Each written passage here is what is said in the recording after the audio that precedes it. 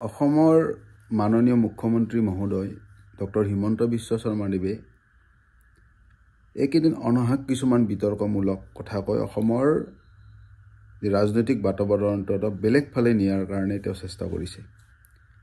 ৰাজহুৱা স্বাৰ্থজনিত যিবোৰ বিষয়, যিবোৰ ৰাইজৰ যিবোৰ সমস্যা, এইবোৰ তল পেলাবলৈ যেন অহৰহ তেওঁ প্ৰচেষ্টা অব্যাহত ৰাখিছে। যেনেকৈ ৰাজহুৱা সমস্যা, ৰাজহুৱা যিবোৰ বা ৰাইজৰ যিবোৰ সমস্যা, যেনেকৈ মূল্য বৃদ্ধিৰ সমস্যা, বৰ্তমান বেপাৰ বাণিজ্যৰ যিবোৰ সমস্যা, অৰ্থনৈতিক যিবোৰ মন্দা, মানুহৰ যি ইনকামৰ যি জনমূৰি নিম্নগামী, এই সকলো বিষয়বোৰ যেন তেওঁ আওকাণ কৰি বেলেগ এটা বিষয় বিতৰ্ক কিছুমান আনি দি সেইজনৰ মাজত ৰাইজৰ যাতে চৰ্চা হৈ থাকে, অন্য বিষয়বোৰ যাতে তল পেলাব পাৰি অহৰহ তেওঁ প্ৰচেষ্টা অব্যাহত ৰাখিছে। দুদিনমান আগত গ'ল আপোনাৰ এডভান্টেজ এছাম 2.0। হয়, বিভিন্ন উদ্যোগপতি অসমলৈ আহিল, বিভিন্ন উদ্যোগপতিয়ে কিছুমান প্ৰতিশ্ৰুতি দি গ'ল, তেওঁ মৌ চুক্তি কৰা বুলি কৈছে, MOU। গতিকে এই চুক্তিৰ জৰিয়তে বহুত লাখ কোটি টকা অসমত ইনভেষ্টমেণ্ট হ'ব বুলি ইতিমধ্যে কৈছে। কিন্তু আমি এইখন চৰকাৰ আজি প্ৰায় 9 বছৰ হওঁ অৱস্থা, আৰু মাত্ৰ এটা বছৰ আছে এইখন চৰকাৰৰ। যেতিয়া অসমত প্ৰথমবাৰৰ বাবে যেতিয়া বিজেপি চৰকাৰ হৈছিল, তেতিয়া 2018 চনৰ ফেব্ৰুৱাৰীত আপোনাৰ এডভান্টেজ এছাম 1.0 অনুষ্ঠিত হৈছিল। তেতিয়া সৰ্বানন্দ সোণোৱাল মুখ্যমন্ত্ৰী আছিল, আৰু বৰ্তমান অসমৰ মুখ্যমন্ত্ৰী হিমন্ত বিশ্ব শৰ্মা ডাঙৰীয়া তেতিয়া অসমৰ বিত্তমন্ত্ৰী আছিল। তেতিয়া চৰকাৰখনে ঢাকঢোল বজাইছিল যে অসমত 1.5 লাখ কোটি টকাৰ বিনিয়োগ হ'ব। কিন্তু সেই 2018 চনৰ পৰা আজিলৈকে আপোনাৰ 2025 চন, এই 25 চনলৈকে কিন্তু তেওঁলোকে যি কথা কৈছিল, কিন্তু তাৰ প্ৰায় 1% তেওঁলোকে কিন্তু ফলৱতী কৰিব নোৱাৰিলে। আৰু সেই যিবোৰ পুৰণি যিবোৰ প্ৰতিশ্ৰুতি, সেইবোৰ গাপ দিয়াৰ কাৰণে আকৌ এটা ঢাকঢোল বজোৱা হ'ল এডভান্টেজ এছাম 2.0।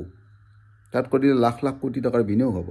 ৰাইজে তেতিয়া ছ'চিয়েল মিডিয়াত প্লেটফৰ্মত বহুত কুৱেশ্যন আহিল। সকলোৱে কুৱেশ্যন কৰিলে যে প্ৰথম এডভান্টেজ এছামৰ যি অসমবাসীক যি সপোন দেখাইছিল, যি দুটা মানে ট্ৰেড চেণ্টাৰ হ'ব, মানে 64 মহলাৰ মানে বিল্ডিং হ'ব, তাত আপোনাৰ বাণিজ্যিক কেন্দ্ৰ হ'ব, এনেকুৱা বিল্ডিং হ'ব, খানাপাৰাৰ ওচৰত ক'ৰবাত হ'ব বুলি কৈছিল। কিন্তু আজি 2025 চন পালে এই কামৰ কিন্তু কেতিয়াও আমি ক'তো আধাৰশিলা কৰা এইবিলাক ক'তো কিন্তু আমি দেখা নাই, আৰু অসমৰ ৰাইজেও দেখা নাই, আৰু ক'তো পেপাৰে বাতৰি কাকত প্ৰতিষ্ঠানত ক'তো এইবিলাক পাব্লিছ হোৱা নাই। এতিয়া আচৰিত কথাটো হৈছে, যিখন চৰকাৰে এটা সাধাৰণ বস্তু কৰিলেই তেওঁলোকে আধাৰশিলা কৰিয়ে ঢাকঢোল বজায়। আধাৰশিলাৰে কোটি টকা খৰচ কৰি তেওঁলোকে আপোনাৰ আধাৰশিলাও কৰিব, আধাৰশিলা কৰি কোটি টকা খৰচ কৰে তেওঁৰ প্ৰচাৰৰ নামত। আচৰিত ধৰণে মুখ্যমন্ত্ৰী মহোদয়ে হঠাতে এটা ঘোষণা কৰি দিলে যে টুইন টাৱাৰ হৈ আছে বেতকুছি গুৱাহাটীত। মানুহে ভাবিলে আচৰিত কথা, যিখন চৰকাৰে এটা সাধাৰণ কিবা হ'লেও তেওঁলোকে আধাৰশিলা কৰে, প্ৰচাৰ কৰে, সেইখন চৰকাৰৰ কোনো ধৰণৰ প্ৰচাৰ নাই, এনেকৈ দুটা বিল্ডিঙৰ কাম হৈয়ে আছে। কিন্তু কথাৰ ওলাল। বা ৰাইজোতো ইমান বুৰ্বক নহয়, কাৰণ আগৰ কথাটো বেলেগ আছিল। এতিয়া হৈছে ছ'চিয়েল মিডিয়াৰ যুগ। আপুনি যি 10 বছৰ আগতে কিবা এটা কথা কৈছে, আজি এইটো আপোনাৰ অকণমান গুগল চাৰ্চ কৰিলে এইবোৰ কথা ওলাই পৰে। গতিকে দেখিলে এইটো কমপ্লিটলি এটা বেলেগ এটা বিল্ডিং, এইটো সংহত কিবা প্ৰকল্পৰ, এইটো তৰুণ গগৈদেৱে আধাৰশিলা কৰিছিল। এইটো কোনো এডভান্টেজ এছামৰ টুইন টাৱাৰৰ লগত কোনো ধৰণৰ তাত পাৰ্থক্য বা সামঞ্জস্য নাই, কোনো ধৰণৰ সামঞ্জস্য নাই। গতিকে এইটোৱে এটা ডাঙৰ এটা মিছা কথা কৈ ৰাইজক অভুৱাবৰ কাৰণে কৈ দিলে যে অসমত টুইন টাৱাৰৰ কাম হৈ আছে, যে বেতকুছিৰ সেই বিল্ডিং দুটাই টুইন টাৱাৰ বুলি কৈ দিলে। কিন্তু এইটো কি 16 মহিলা বুলি বাতৰি কাকতে প্ৰতিষ্ঠানত বা টিভি চেনেলত প্ৰচাৰ হৈছে। গতিকে এনেকুৱা ধৰণৰ গোকাত মিছা কথা, এনেকুৱা আচৰিত লাগিছে, কাৰণ এনেকুৱা মিছা কথা কোৱা ৰাজনীতিবিদ অসমত আমি দেখা নাই। এইটো বেয়া কাম, গুপ্ত হত্যাৰে খুব বদনামী হ'লেও প্ৰফুল্ল মহন্তকো মিছা কথা কোৱা আমি দেখা নাই। মুখ্যমন্ত্ৰী প্ৰয়াত মুখ্যমন্ত্ৰী তৰুণ গগৈদেৱকো আমি দেখা নাই। তাৰ আগতে আমি মুখ্যমন্ত্ৰী তেনেকৈ হিতেশ্বৰ শইকীয়াটো তেনেকুৱা কোৱাই নাছিল। হিতেশ্বৰ শইকীয়াটো নিজেই মুখ্যমন্ত্ৰী মহোদয় স্বীকাৰ কৰে, সকলোৱে স্বীকাৰ কৰে, এজন ভাল সুশাসক আছিল, এজন ভাল ৰাজনীতিক আছিল, হয়তো বেয়া টাইমত তেওঁ মুখ্যমন্ত্ৰী হৈছিল। কিন্তু এনেকুৱা ধৰণৰ মিছা কথা কৈ যি আপোনাৰ হোৱাটো নোহোৱাটো হোৱা কৈ এই মিছা কথাবোৰ মানে ইয়াৰ আগতে যেতিয়া শিলসাকো বিলত যেতিয়া উচ্ছেদ কৰিছিল তেতিয়া মানে কি হৈছিল, বিৰাট বিতৰ্ক হৈছিল। মানুহবোৰৰ ৰাতি ঘৰবোৰ ভাঙি দিয়া হৈছিল, মানুহবোৰৰ বহুত সচতীয়া ধন তাত অপচয় হৈছিল। হয়, চৰকাৰী জাগাত যেতিয়া মানুহৰ বসতি কৰে তাত হয়তো উচ্ছেদ চলাব পাৰে, কিন্তু এনেকুৱাও বহুত জেগা আছে চৰকাৰী ভূমিত বহুত নেতাৰ ঘৰ আছে, সেইবোৰ হয়তো হাত দিয়া নাই। এতিয়াও শিলসাকৰ বিলৰ জিঞ্জাৰ হোটেল এতিয়াও আছে, সকলোৱে জিঞ্জাৰ হোটেলৰ কথা কৈছিল, কিন্তু জিঞ্জাৰ হোটেল আজিৰ তাৰিখলৈকে তাত হাতৰা পৰা বুলি আমি পেপাৰে পত্ৰ আমি পোৱা নাই, বাতৰি কাকতত আমি পোৱা নাই। কিন্তু তাত লগে লগে কৈ দিলে যে ইতিমধ্যে নক্সা তৈয়াৰ কৰা হৈছে, শিলসাকোবিলাক ধুনীয়া এখন বিলৰ মানে এখন নক্সা এখন হঠাতে এখন ফটো এখন মানে ফেচবুক ছ'চিয়েল মিডিয়াত আপলোড কৰি দিলে। তাত অনুসন্ধান চলিল, গম পালোঁ যে এখন গুজৰাটৰ গোপী তালাবৰ ফটোখন ফেচবুকত দি দিলে এনেকুৱা ধৰণৰ। আৰে গুজৰাটৰ ফটো এখন আনি ছ'চিয়েল মিডিয়াত দিলে যে শিলসাকোবিলাক এনেকুৱা কৰিম, তাৰ কাৰণে কি পৰিকল্পনা, এনে কৈ দিলে যে কিবা হ'ব। গতিকে প্ৰতিটো মুহূৰ্ততে মুখ্যমন্ত্ৰীজনে মিছা কথা কেৱল মিছা কথাৰে হবোৱা ভাৰি আছে। চালোঁ 2016 চনত যেতিয়া তেওঁ বিত্তমন্ত্ৰী হৈছিল, যেতিয়া বিজেপি চৰকাৰ হৈছিল, বিত্তমন্ত্ৰী তেওঁ হৈ কিনে কৈছিল আমি এতিয়া আকৌ নতুন আঁচনিৰ কথা আমি ভাবিব নোৱাৰোঁ, কাৰণ তৰুণ গগৈ ডাঙৰীয়াই 10,000 কোটি টকাৰ আমাক ধাৰৰ বোজা দি থৈ গৈছে। 10,000 কোটি টকা যদি আমি ধাৰটো মাৰিব পাৰোঁ, তাৰপিছতে আমি বিভিন্ন আঁচনিৰ বিষয়ে বিভিন্ন স্কিমৰ বিষয়ে আমি আলোচনা কৰিব পাৰিম। আল্টিমেটলি ডিৰেক্টলি তেওঁ তৰুণ গগৈক টাৰ্গেট কৰিলে। তাৰ তৰুণ গগৈ চৰকাৰৰ যেন কামবোৰ বেয়া আছিল, তৰুণ গগৈ তেতিয়া বিত্তমন্ত্ৰী আছিল, মুখ্যমন্ত্ৰীৰ দায়িত্বত থকাৰ উপৰিও বিত্তমন্ত্ৰীৰ দায়িত্বটো আছিল। সম্পূৰ্ণৰূপে তেওঁ তৰুণ গগৈ ডাঙৰীয়াক ব্লেম দিছিল, যেতিয়া 10,000 কোটি টকাৰ এটা বোজা দি গ'ল। কিন্তু আমি যেতিয়া সৰু আছিলোঁ, আমি খুব সৰুৰ পৰা পেপাৰ পঢ়িছিলোঁ। এতিয়া আমি নতুন দৈনিক পঢ়িছিলোঁ, প্ৰতিদিনো পঢ়িছিলোঁ, সাদিনো পঢ়িছিলোঁ, খুব বেছি প্ৰিয় আছিল আমাৰ। তেতিয়া আমি পেপাৰত পাইছিলোঁ যে প্ৰফুল্ল মহন্ত চৰকাৰে 15,000 কোটি টকাৰ মানে ঋণ লৈও চৰকাৰ চলাব নোৱাৰা, দৰমহা দিব পৰা নাছিল, 15,000 টকাৰ ধাৰ, 15,000 কোটি টকাৰ ধাৰ, আৰু অসমৰ প্ৰতিজন মানুহৰ মূৰত মানে 15 নে 20,000 কোটি টকা ধাৰৰ বোজা থকা বুলি তেতিয়া আমি পেপাৰত পাইছিলোঁ। তাৰপিছত সেই যেতিয়া বিজেপি চৰকাৰে যেতিয়া মৌ চুক্তি কৰিছিল, চাকৰি বন্ধৰ চুক্তি কৰিছিল, যেতিয়া অসমৰ শিক্ষকে দৰমহা পোৱা নাছিল, কৰ্মচাৰী যেতিয়া দৰমহা পোৱা নাছিল, সেই 2001 চনত যেতিয়া কংগ্ৰেছৰ চৰকাৰ আহিল, তেতিয়া কিন্তু এই সকলোবোৰ কিন্তু আপোনাৰ অটল বিহাৰী বাজপেয়ী থকাৰ পিছতো কিন্তু তৰুণ গগৈদেৱে অসমৰ ৰাইজক কিন্তু দৰমহা মানে কৰ্মচাৰীক কিন্তু দৰমহা দিব পাৰিছিল। আৰু সেই ধাৰৰ বোজা প্ৰফুল্ল মহন্ত কৰি থৈ যোৱা ধাৰৰ বোজা সেইবিলাক ক্ৰছ কৰিও 2016 চনৰ হয়তো পইচাৰ মূল্যটো এনেই আপোনাৰ কমি গ'ল, কাৰণ তেতিয়াতো 15,000 কোটি মানেতো আপোনাৰ ধৰক 2016 চন পালেতো এইটো 1 লাখ কোটি মানে ভেলু হৈ যাব। তেতিয়া কিন্তু অসমক মাত্ৰ 10,000 কোটি টকাৰ ঋণৰ বোজা দিয়া বুলি তেতিয়া 16 চনৰ বিত্তমন্ত্ৰী হিমন্ত বিশ্ব শৰ্মা ডাঙৰীয়াই সংবাদমেল যোগে জনাইছিল। মানে 10,000 কোটি টকা ধাৰ বহুত 2016 চনত, কিন্তু অসমৰ এতিয়া ধাৰ কিন্তু আপোনাৰ 1.5 লাখ কোটি টকা ধাৰ। আৰু আপোনাৰ অলপ আগতে মানে আমি বাতৰিত পালোঁ, অকল আঁচনিৰ মানে লঞ্চ কৰা সভা পেণ্ডেলবোৰতে আপোনাৰ 100 কোটি টকা তেওঁলোকে পেণ্ডেলৰ নামতে খৰচ কৰি দিলে। নিউজত পালোঁ যি আমাৰ বিশ্ব ৰেকৰ্ডৰ কাৰণে আপোনাৰ বিহু নাচ দেখালে, গ্ৰীনিজ বুকত ৰেকৰ্ডত এখন নাম সন্নিৱিষ্ট কৰিলে। কাৰণ গ্ৰীনিজ বুকততো ৰেকৰ্ড হ'বই, কাৰণ বিহুটো আৰু অসমতে নাচে, বাহিৰৰ মানুহেতো বিহু নানাচে।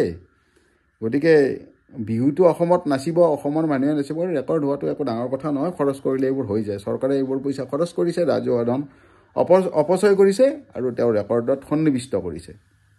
এনেকুৱা অসমত চৰকাৰে কোনো ৰেকৰ্ড কৰা নাই যে অসম চৰকাৰে শিক্ষাৰ ক্ষেত্ৰত কিবা বিশ্ব ৰেকৰ্ড কৰিলে, অসম চৰকাৰে স্বাস্থ্য বিভাগৰ ক্ষেত্ৰত কিবা বিশ্ব ৰেকৰ্ড কৰিলে, অসমৰ অৰ্থনৈতিক উন্নয়নৰ দিশত কিবা বিশ্ব ৰেকৰ্ড কৰিলে কেনেকুৱা কোনো একো কথা নহয় এটা ফক আমাৰ বিহু আমাৰ আবেগ হয় অসমৰ জাতীয় এটা উৎসৱৰ এটা অংশ গতিকে বিহু নৃত্যক আপোনাৰ গ্ৰীনিছ ৱৰ্ল্ড অফ ৰেকৰ্ডত সন্নিৱিষ্ট কৰিলে তাৰ নামত কিমান কোটি টকা ঘোটালা হ'ল অসমৰ ৰাইজে এতিয়া সকলো একদম জল পটকৈ অসমৰ মানুহে দেখা পালে এতিয়া আকৌ বিহুৰ নামত হয়তো অসমীয়া মানুহক আবেগ ঢালিলে এতিয়া বাগানীসকলৰ যিবিলাক চাহ জনগোষ্ঠীসকলক তেওঁলোকক আবেগ দিবৰ কাৰণে ঝুমুৰ বিনন্দিয়া অনুষ্ঠান অনুষ্ঠিত কৰিলে তাৰপিছত এডভান্টেজ এছামৰ লগত সংগতি দেখি দুটা অনুষ্ঠান হ'ল এতিয়া কথা হ'ল চাহ বাগানীসকলৰ যি সমস্যা বাগানীসকলৰ যি সমস্যা সেইবোৰক লৈ কোনো ধৰণৰ নাই